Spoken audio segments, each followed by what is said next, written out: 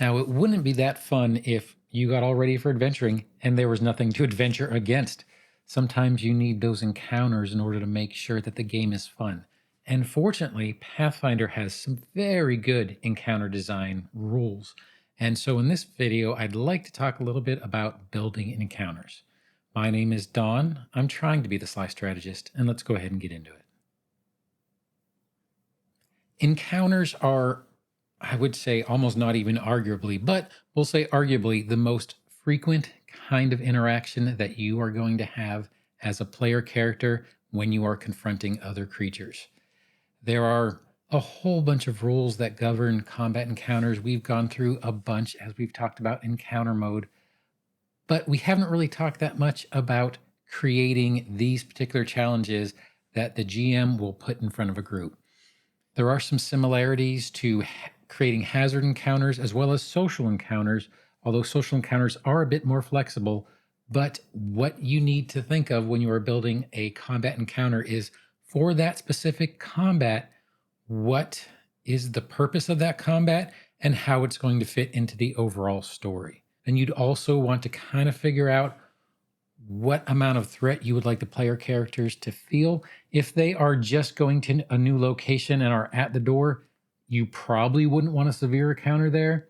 And if they are at the end of the dungeon and they are in front of whatever the objective was, maybe the highest treasure, or maybe they're in front of the kidnapped person they're trying to save, you wouldn't want to put a trivial encounter there either. But let's go ahead and define a little bit what we mean when we talk about these different levels of encounters. We'll start from the lowest level encounter to the highest level encounter. So let's start with trivial level encounters. These are generally so easy that the characters pretty much are going to have no chance of losing. There is little to no resource usage, so they aren't going to be using a lot of healing potions. They aren't going to be using things that they've stored up. They aren't going to be using maybe even a lot of spell components here. These are largely just warm-ups and maybe easy challenges that you give to the players after they've had a very stressful encounter, almost as, and in their own terms, a palate cleanser. And it is also a way, as your characters are leveling and becoming more powerful and understanding combat better and better, it is a way for you to allow the players to show off just how much they learned. You could take what was a moderate or severe level threat and 3 or 4 levels later, bring that same combat back. In that case, it's going to be a trivial level threat for them. And then you can just see how much they've grown by how much they blow this former severe encounter out of the water. Next would be low level encounters. Low level encounters superficially might be difficult at first glance. These would be things where there are many combatants and maybe new types of combatants that they haven't run into before, but are still fairly low level. And they will use some of the party's resources. However, you want to make sure that you structure this level of encounter so that it would be rare or really bad luck, really bad rolls, or perhaps just horrible tactics that they would potentially lose this encounter. Then you would have moderate level threats. Moderate level threats are serious challenges to the characters. These are generally going to be ones where the player characters are not going to be able to just overpower the competition. The characters will have to use sound tactics. They will have to use their resources well, and they will have to plan accordingly in order to come out of these moderate level threat encounters ready to continue on without having to rest or heal up between different encounters. Then we have our severe threat encounters. Severe threat encounters are the hardest encounters that most groups of characters can consistently defeat. So these are going to be the encounters that they have a greater than 50% chance of defeating, but it's not going to be much more than that. These encounters are most appropriate for kind of important story beats. They are going to be when you are at the end of a level or the end of a dungeon, perhaps at the end of a quest, or maybe the midpoint of a quest that might have a stronger level threat at the end. Now, various things could kind of tank this encounter: bad luck, poor tactics, lack of resources, bad planning. Maybe they did not fully rest before they came in. Maybe they did not fully heal. Maybe they didn't restock their healing potions before they came in, or gave enough time for their staves and wands in order to recharge for the next day, but Basically, these are the things that can easily make this kind of encounter turn against the characters. And this would also be a case where the player characters should have a decent option to retreat or disengage from the encounter. Now, the last and highest level is called Extreme Threat. These encounters are so dangerous that they are likely to be an even match for the characters, and particularly if the characters are low on resources. This would be too challenging for most uses, and in most cases, you could not do these back to back. And combats that are nothing but extreme threat after extreme threat will be very disheartening to the players. An extreme threat encounter might be appropriate if the player group is fully rested, are fully re-resourced, they have all their options available to them. Their wands are fully charged, their staves are fully charged, they have all their spell slots, all their focus slots. And these are usually good for the climactic encounter at the end of an entire campaign, or for a group of veteran players that are using really, really advanced tactics and teamwork. Now that we kind of know what the levels should be, let's talk a little bit about XP budget for these particular types of encounters. So when we talk about XP budget, we are talking about how much experience points you should be budgeted in order to bring creatures into a combat. Now, this encounter budget is relative to the party level, and we're going to get into that in a little bit, but it basically works out where after you select a threat level, you move on to build the encounter. You do have this XP budget based on the threat, and I'll go ahead and throw that chart up here, and each creature is going to cost some of that budget. You're going to start with the monsters or the NPC that are the most important to the encounter because you want to make sure that you have enough budgeted for them, and then you can fill in with smaller creatures around them. Now, an encounter does not have to match the XP budget exactly. It could be a little under, it could be a little bit over, and most of them actually won't unless you are specifically trying to build to fit this exact XP budget. But it is based on a group of 4 characters.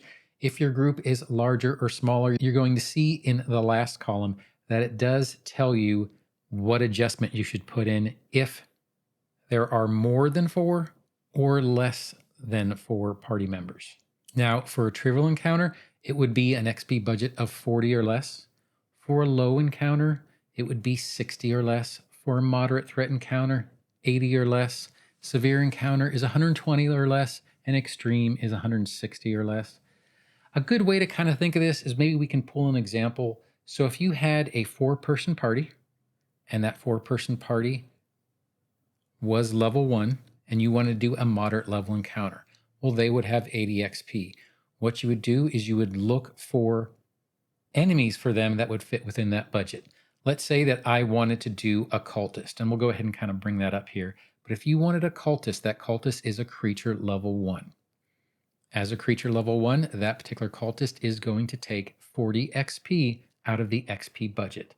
So that leaves you 40 left over since we're doing a moderate. We could put another cultist in this combat, or we can maybe put 2 lower level monsters in this. So let's go ahead and do 2 guard dogs. The guard dogs are going to have 20 XP each, and therefore you could put a cultist and 2 guard dogs, and this would fit within your moderate budget.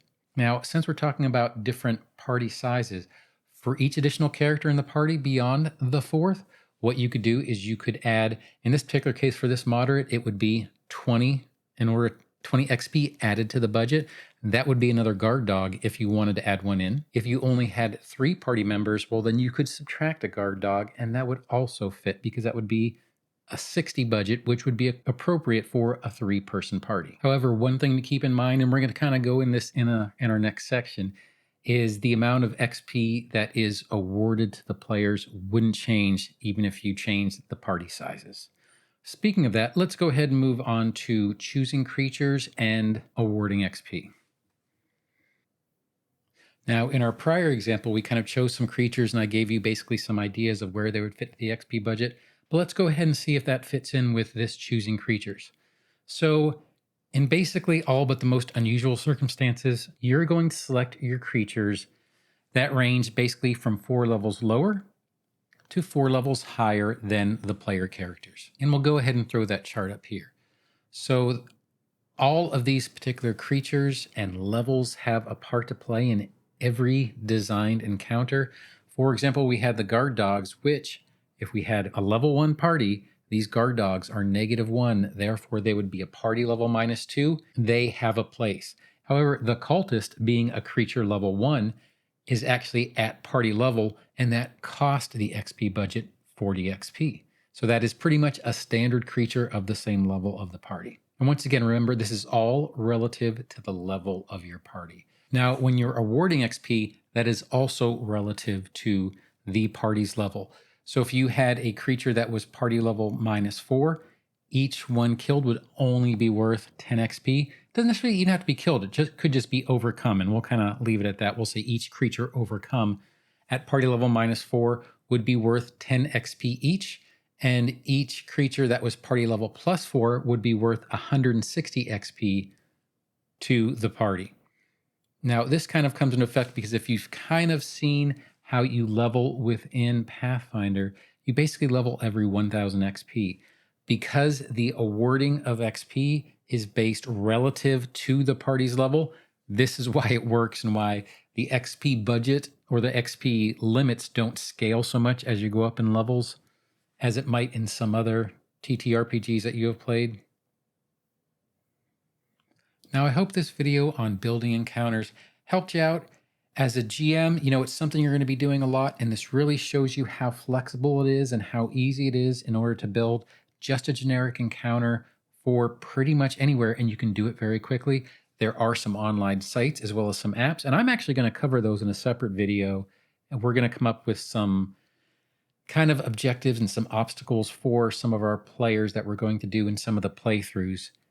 But for right now, you can just see with a bestiary and a pretty easy to come by piece of paper and pencil, you can create an encounter fairly quickly within Pathfinder 2nd Edition. For a player, now you can kind of see how these things come to fruition. And as you're playing even an established AP, you can kind of see how these encounters are built.